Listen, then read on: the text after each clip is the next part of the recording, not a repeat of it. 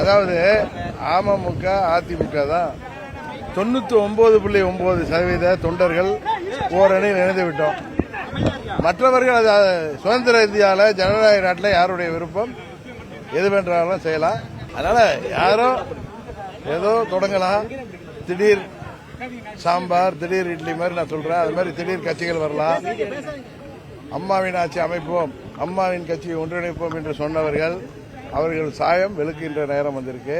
இன்னும் சொல்ல போனா 35 ஆண்டுகளாக